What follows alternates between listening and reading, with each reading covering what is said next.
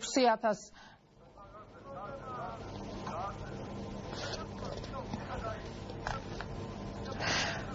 სავენტილაციო და გამამაგრებელ სამუშაოებზე პირადი ჰიგიენის საშუალებებზე იგივე 6 თვეში 19,920 ლარი დახარჯულა. არ ვიცი რას ნიშნავს ეს პირადი ჰიგიენის საშუალებები. მე მაინც ტუალეტის ქაღალდი და ხელის საპონი მგონია, რომელიც 12 საათის შემდეგ არც ერთ ტუალეტში აღარ არის ხოლმე და ამდენს რას მოიხმარს ეს საზმაო ვერ გავიგე. ხო და ამხელა ხარჯები თუ არის გაწეული მხოლოდ გასული წლის 6 თვეში ტექნიკაზე, კომპიუტერებზე, ტუალეტის ქაღალდებზე და ვენტილაციაზე საჯანდაბაში ეს ყველაფერი და ვინ იყო პასუხისმგებელი ამ ხარჯების ეფექტურ ხარჯვაზე და ახლა ამ ბორდმა და იმ მონიტორინგის საბჭომ უნდა მიიღოს კომპეტენტური გადაწყვეტილება მორიგი კარმუშკების გაპრავების შესახებ და PS-ი არ გეგონოთ ახლა ვწერ ამას უკვე წლებია ამაზე ვწერ მაგრამ რად გინდა ეს ჟურნალისტ ლელა კურდღელაშვილის Facebook სტატუსია. ტელევიზიის ირგვლივ ნებათაღელვამ უკვე ქუჩაში გადაინაცვლა. სად არის გამოსავალი და როგორ უნდა გააგრძელოს მუშაობა ხალხის ფულით დაფინანსებულმა ტელევიზიამ. გადაცემის სტუმრები არიან ჟურნალისტი ლელა კურდღელაშვილი და საზოგადოებრივი მაუწყებლის დირექტორის მრჩეველი ნოდარ ჭიჭინაძე. მოგესალმებით ბატონო ნოდარ, ქალბატონო ლელა. რამ გადაგაწყვეტინა ამ სტატუსის დაწერა? რა ხდება ტელევიზიაში აი ისეთი რომ ეს სტატუსი დაწერა განსაკუთრებული არ წერია დღესაც დავდე კიდევ სხვა 300,000 ავტომობილების პარკზე არის 2015 წელს ეს არის IDFIS საერთაშორისო გამჭვირვალობის შუალედური მონიტორინგის კვლევიდან ამონაწილი რომელიც ჯერ კიდევ ოქტომბერში გამოქვეყნდა და რატომღაც ერთ-ერთი პუნქტი ამოვიღე მე იქიდან და რატომღაც მიიჩქმალა მესმის რომ ხა წინა საარჩევნო პერიოდი იყო თუმცა ის აქცენტები რაც იმ კვლევაში იყო დასმული აბსოლუტურად სწორი იყო იმ მონიტორინგში რაც იყო დასმული არა მარტო ფინანსებთან დაკავშირებით კითხვები ეხლა აქ ესე დავსვი ამოვიღე კითხვები მე პირადად ძალიან დიდი ხანია უბრალოდ 2013 წელს მივბრუნდი ტელევიზიაში თუმცა 2004 წლამდე ბევრი კითხვა მქონდა მაშინდელ ხელმძღვანელობასთან ის არ იყო იურიდიული სტატუსი საზოგადოებრივი მაუწყებელი სახელმწიფო კორპორაცია იყო კითხვები ყოველთვის მაქვს ამ ფინანსურ ამბებთან დაკავშირებით მე გუშინაც აღმოჩნდა ერთ-ერთ ეთერში ჯერ კიდე შარშან წერდი ერთ-ერთ პროექტთან დაკავშირებით რომ ამაში ამდენი არ გინდათ ეს იქნება არაეფექტური ხარჯი მაგრამ ნუ საბოლოო ჯამში იმით დამთავრდა რომ იმ პროექტს ჩამომაცილეს ის პროექტი მაინც წავიდა ბოლოს აღმოჩნდა რომ არაეფექტური ხარჯი იყო თუმცა აუდიტის სამსახურმა მოდით ვიყავ სამართლიანები ვერ აღმოაჩინა ვერანაირი ფინანსური დარღვევები სამსახური რასაც მე იქ დოკუმენტაციას ვნახულობ საბოლოო ჯამში ასე ეს ჩვეულებრივ ჯებების გვერდზეც არის ეს დეტალურად გამოქვეყნებული და რომ კი ბატონო ეს წავიდა ამაში ეს ხარჯები ის წავიდა ამაში ნუ დამტკიცდა იქიდან ალბათ მოვიდა ეს დოკუმენტაცია ზედნადები ისინი რომ ჩატარდა ყველაფერი წესრიგში იქ წავიდა ეს არის ხარჯები აუდიტმა დაადგინა რომ ეს ხარჯი სწორია ბალანსი დასვა მაგრამ კითხვა სხვა რამეა ეფექტური იყო ეს ხარჯები ეფექტური იყო მენეჯმენტი მე ამ კითხვას იმიტომ ვსვამქობ 2015 წელსაც ოქტომბერში ჩვენ რომ მივედით კიდე ერთი მორიგი რეფორმა დაიწყო ამ მორიგი რეფორმის შედეგად ერთი წელი გავიდა და მაშინაც ამ კითხვებს ავეცით რომ არაკომპეტენტურად იყო დაგეგმილი და მე პირადად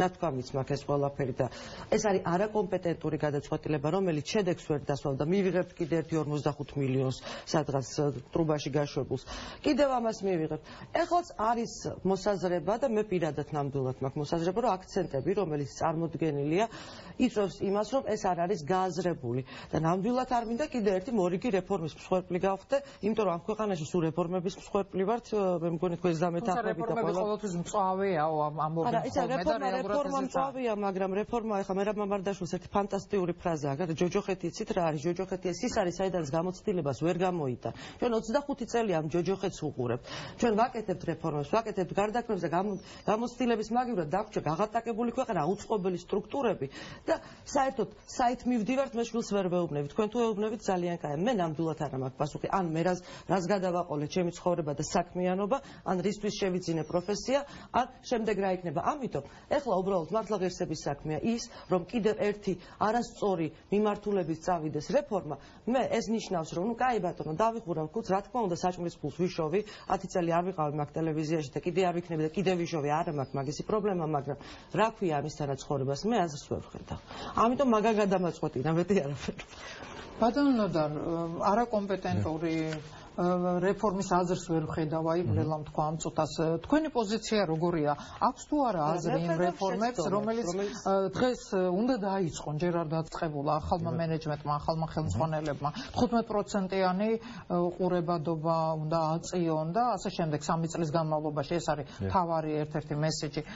თქვენი პოზიცია რა სიტყვით? მოგესალმები, დიდი მადლობა, რომ ამ თემით ინტერესდებით და მე ვფიქრობ, რომ რაც უფრო ფართო დისკუსია და სხვადასხვა პლატფორმაზე გამართება დისკუსია ძალიან წაადგება ეს საზოგადოებრივი. ეს ჩვენი ყველას ტელევიზია, საზოგადოებრივი მაუწყებელი.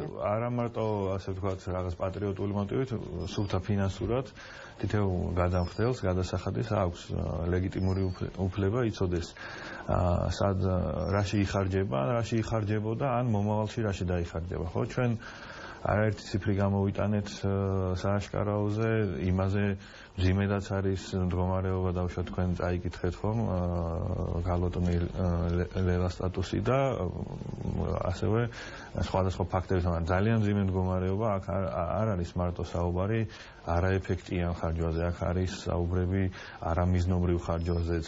ეს უკვე კრიმინალის სფეროა, მაგით აღწავე. კი, ანუ მაგას გულისხმობ, რომ კიდევ უფრო მძიმე მდგომარეობა მაუწყებელში ვიდრე დაუშვათ ამას ერთი გადაცემა კი არ შეიძლება 10 გადაცემა არ ეყოს და რამდენიმე სტრუქტურის გამოძიება დაჭირდეს თუ რეალურად რა ხდებოდა წლების განმავლობაში და დამეწონოთ რომ ძალიან იმ ინფორმაციაზე დაყნობით რაც ჩვენ მოვიპოვეთ და რაც ეხება არა 10 წელს არამედ 1 წელს და იმ 1 წელიწადშიც კი იმდენი დარღვევაა რომ აქ თავისუფლად შეიძლება ვისაუბროთ სამართალდამცავი და ასე ვთქვათ ძალოვანი უწყებების დაინტერესებაზე რომ იქნეს გამოძიებული და პასუხისმგებლობის საკითხი. ბატონო, სულ არის ამაზე საუბარი, რაც თავი მახსოვს საზოგადოებრივ მაუწყებელთან დაკავშირებით, ფინანსური დარღვევები და ასე შემდეგ. ჯერ დასჯილი არასდროს არავინ უნახავს ამ თემაზე. თუმცა აი დღესაც კი გრძელდება თქვენს ამბობთ რომ 1 წლის განმავლობაში თუნდაცო.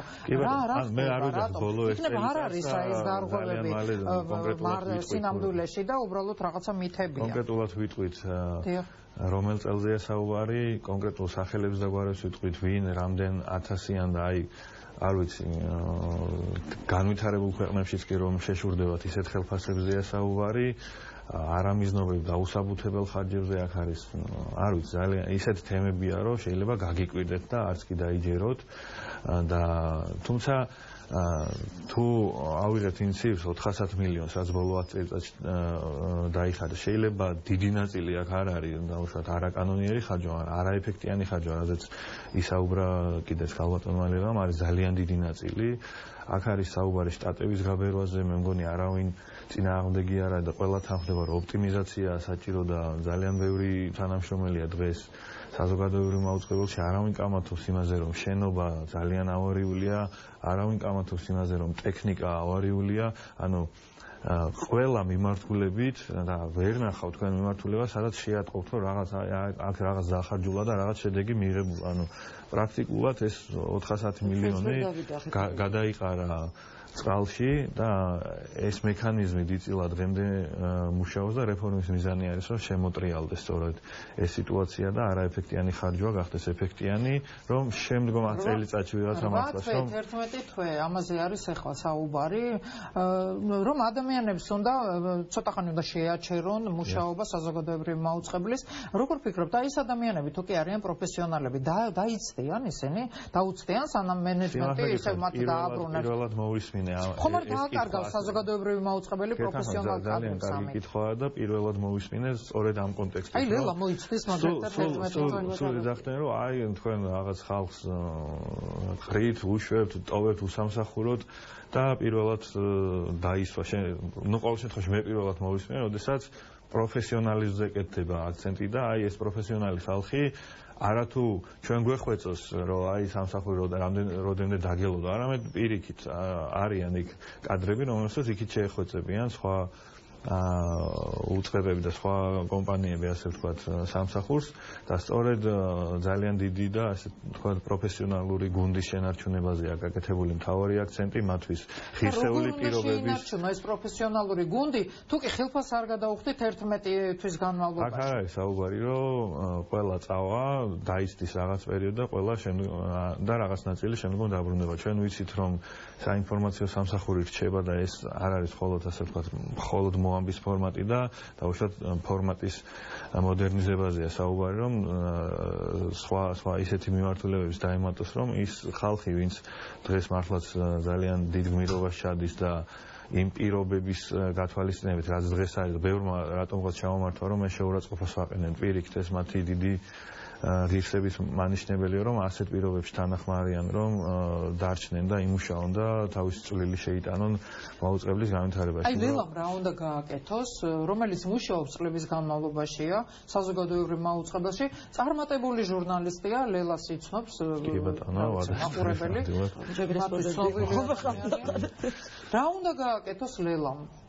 მოდი ასე ვთქვათ გარდა იმისა რომ ჟურნალისტია ვალდებულებებიც აქვს იმ სამწუხარო რეალობის გათვალისწინებით რაც დღეს რა რეალობაც არის მაუწყებელში რაც ჩამოთვალე კიდეს ტექნიკის მიმართულებით არქივის მიმართულებით შენობის მიმართულებით ამას რაღაცნაირად ჭირდება გადაჭრა და შემოტრიალება ანუ ამისთვის ფინანსები აი მაგეთკენ მივდივარ რომ საჭიროა ფინანსები არის დაუშვათ 2017 წლის ბიუჯეტი ხო სახელმწიფოსგან დაახლოებით 40 მილიონი ლარის დაფინანსება და რაღაც ნაწილი კერძო შემოსავლები რაც მაუწყებელს გააჩნია ხო ანუ ეს თანხა უნდა ვამყოფინოთ ყველაფერს ხო ანუ თქვენს გააქვთ ანაზღაურება და შეიძლება ალბათ დიდი ალბათობით თქვენი სურვილები უფრო მეტია ვიდრე თქვენი ანაზღაურება და რაღაც პრიორიტეტების მიხედვით ალაგებთ და თუ რემონტი გჭირდებათ და გარდაუვალია რემონტს აკეთებთ თუ არ ვიცი სხვა მიმართულებით განათლების მიმართულება იქნება თუ ასე შემდეგ გჭირდება თუ და უფრო მეტად მნიშვნელოვანია იქეთკენ გადაისვრით ამ თანხებს ასე ვთქვათ ანუ დღეს არის მწვავე ინფრასტრუქტურული ტექნიკური პრობლემები რასაც ჭირდება გადაჭრა რასაც ჭირდება ფინანსები და ეს ფინანსები უნდა შენობაზე და ტექნიკაზე წინ ადამიანები არ დგანან კი თუმცა ჩვენ ხო ვერ უგულებელყოფთ ამ ფაქტორს ანუ შენობის და ტექნიკის გარეშე არის ტელევიზიაში ვხედავთ და წარმოგიდგენიათ რომ ეთერში ანუ უნდა დაიხუროს ეს ტელევიზია და ჯერ განახლდეს ტექნიკა განახლდეს შენობა აშენდეს და შემდეგ ადამიანები დააბრუნონ პრაქტიკულად ტელევიზია და პარალელურად ატესტაცია უნდა ჩაუტარდეს კი ბატონო დღეს ტელევიზია პრაქტიკულად კრედიტი რო აიღო ტელევიზიას ხომ არ ჯობდა ამას შემთხვევაში კრედიტები ქონდა ძალიან ბევრი აღებული ტელევიზიას და სწორედ მის გადახდაზე კი თუმცა არ ვიცი ხა რომელი საფინანსო ეხა იმ ქონებით რაც ტელევიზიას გააჩნია ჯერ კიდევ შეიძლება დაუშვათ რაღაც საკრედიტო რესურსის მოზიდვა უზრუნველყოფაში თუ ჩაიდება რა თქმა უნდა მაგრამ აი დაუშვათ მიდიხარ ან დონორთან ან საფინანსო ორგანიზაციასთან და ის სვამს კითხვა შენ რას აკეთებ იმისთვის რომ გადარჩი აი მოდიხარ ჩემთან სესხის ასაღებად კი გასაგებია ეს რისკებს აზღვევს და თუ ვერ გადაიხდი ამ სესხს დაუშვათ უზრუნველყოფას გაყიდის ხო რეალიზებას მოახდენს მაგრამ სესხის იმედად ხო არ უნდა იყო ანუ ეს მექანიზმი არ არის ჯანსაღი და დღეს რა პრინციპებით და რა ბიუჯეტითაც არსებობს საზოგადოებრივი მაუწყებელი თავისთავად არის არაჯანსაღი და ეს სიტუაცია დაუშვათ არის ჯანსაღი ბატონო ჯანსაღი არის ის რომ ბიუჯეტი ანუ ჯანსაღი ის არის რომ ადამიანები გაუშვათ სახლში შენობა გაამაგრო ლელა დაგარწმუნოთ ბატონო მანადარმა არის ეს ჯანსაღი რომ სწორედ ეს რეფორმის დეტალები ვერ მარწმუნებს იმაში რომ ეს იქნება შედეგიანი რეფორმა და რადგანაც სხვა დროსაც არაერთხელ მიუთითებდით ვინც რეფორმას იწყებდა რომ აი აქ არასწორად კეთდება ეს მე დღეს დამიკავშირდე სხვა თანამშრომლების მე ნამდვილად არ მეშლება ხა ტელევიზიაში 25 წელია მედიაში ვარ საგაზეთო რუბრიკებიდან დაწყებული და საგაზეთო ჟურნალისტიკიდან დაწყებული გინდა სააგენტოს დაფუძნება გინდა რადიო პროგრამები გინდა ტელევიზია საკუთარი დაფინანსებების მომიპოვებია მათ შორის გრანტების სახით კერძო დამკვეთებიდანაც მომიპოვებია და ეს არ მიჭირს და არც ხოლ გამიჭირდება მე ამიტომ ვიცახი და სხვა მიმართულებებში მუშაობა მაგრამ და ამას რატომ ამბობ? ამას იმიტომ ამბობ, რომ არაერთი პროფესიონალთა გუნდის შემიქმნია, ეხლაც გუნდი, რომელიც მე მივიყვანე ტელევიზიაში, იციან, რომ ღირებული გუნდია და ამიტომ ვარჩევ ერთმანეთისაგან პროფესიონალს და არაპროფესიონალს. დამიკავშირდნენ ადამიანები, რომლებსაც ძალიან არგუმენტირებული შენიშვნები გამოთქვეს. მე უბრალოდ რატომ ვამბობ? ის რომ წარმოადგინეთ გეგმა, მე მესმის, კი, ძალიან კეთილშობილური მიზანია, რომ გვინდა გქონდეს ტელევიზია და მეც დავწერე არაერთხელ ჩვენ სხვა მოწოდებები ნამდვილად არ გქონია, მაგრამ მიზანი ყოველთვის არ ამართლებს საშუალებებს და ეს საშუალებები ყოველთვის ძალიან მძიმე იყო ხოლმე ჩვენს რეფორმებს ყოველთვის ეწირებოდა ის, რაც არის ყველაზე ძვირფასი. ნოდარ, შენ კარგად იცი პროფესიონალის გაზრდას რამხელა რესურსის ჩადება უნდა. ტელევიზიაში პროფესიონალი ასე ადვილად არ ყალიბდება. ეს ითვალისწინებს უამრავ თვისებებით. მე შარშა რომ დამიბარ, შარშაძე, ბასაჯანიკაშვილმა და ბორდმა და სამხატვრო საბჭო თუ რა ვიცი რა ერქვა მათ ყოველწელს სახელს იცვლიან ხოლმე და რომ ითქვეს რომ რიჩარდ კვესტი მინდა პირველი რაც კითხვა დავუშვი, საიდან გაგიკეთოთ მე ახლა რიჩარდ კვესტის და CNN-ის ეკონომიკა, როცა ხან ჩართვის აპარატი მიფეთქდება და კამერა ვერ გიყიდიათ, ტექნიკაზე გავაკეთე აქცენტი და მეორეც, რიჩარდ კვესტისნაირი ჟურნალისტი არ იზრდება ერთ დღეში. ის ჟურნალისტი წლობით იზრდება და მე აქ ყოველწელს რო ჟურნალისტებს მიშვებთ და ასე ლაპად კითხეთ მეთქი, როგორ გაგიზარდოთ, საიდან მოგიყვანოთ რიჩარდ კვესტი? ეხლა გეკითხები ძალიან აი, სუფთა საქმის მცოდნიდან გამომდინარე. ვაჩერებთ კი არ ვაჩერებთ. გარკვეულად ოპტიმიზაციაზე გადაყავს ტელევიზია, გადავდივართ მოამბეზე, ვაძლიერებთ მოამბის საკადრო რესურსს. რამ დააკარგინა ტელევიზიას 2 წლის წინ მაყურებელი? მე დღეს კარგად ვიკვლიე და გუშინეს თემები. ელემენტარულად სწორედ არაკომპეტენტურმა გადაწყვეტილებებმა. პირველი, წლობით იყო ეს ტელევიზია ცუდად პოზიციონირებული და ნდობა დავკარგეთ მიუხედავად იმისა, რომ მე არ ვიყავი მათ, მაგრამ მიუხედავად იმისა, რომ იქ მასალა სხვანაირი გადავიდა, არასწორი პოზიციონირება, არასწორი მარკეტინგი და როცა ვთქვათ ჩვენ გამიწყდა. ეხლა გადავიდა და დავშვით ფილმები. მე ნანახი მაქვს ნოემბრის, იანვრის დასაწყისის რეიტინგები გამეცინა, იმიტომ რომ მომდის მეც ის რეიტინგები და კარგად ვიცი რეიტინგების კითხვა. ძალიან საინტერესო ამბავი ხდებოდა. იანვარში გადაცემები გაჩერებული იყო 9 იანვარამდე, მოამბე გადიოდა და სერიალები და ძირითადად ფეხბურთი მოიმატა რეიტინგმა. აქედან დასკვნები შეიძლება გაკეთდეს. შედარებით მოიმატა რეიტინგმა. ანუ რაღაცა არ არის სწორი. ანუ სწორია გადაცემების დახურვა? არა. ამის მერე უნდა ჩაიხედო ბადეში. ისეთი ბადეა წელს გაკეთებული.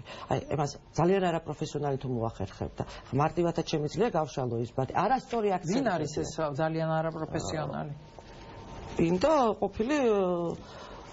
ყოფილი მენეჯერთა გუნდი, დირექტორთა საბჭო, რომელიც სხვათა შორის თქვენ გაძლევთ რეკომენდაციებს და მე ძალიან მეეჭვება რომ იმ ადამიანებმა სწორი რეკომენდაციები მოგცეთ, იმიტომ რომ მე იმ ადამიანებს ისეთი წინადადებები მაქვს მოსმენილი, გაოცებისგან პირი დამჩენია ღია, იმიტომ რომ არაფერში არ ჯდებოდა. და ატესტაციაც ამ ადამიანებმა უნდა ჩაუტარონ ჟურნალისტებს. 30 წამი დაგჭა უნდა დავასრულოთ გადაცემა. ატესტაცია დეკემბერში ის ფურცელი ვნახეს ატესტაციო, ვინ ჩაატარებს მეთქი.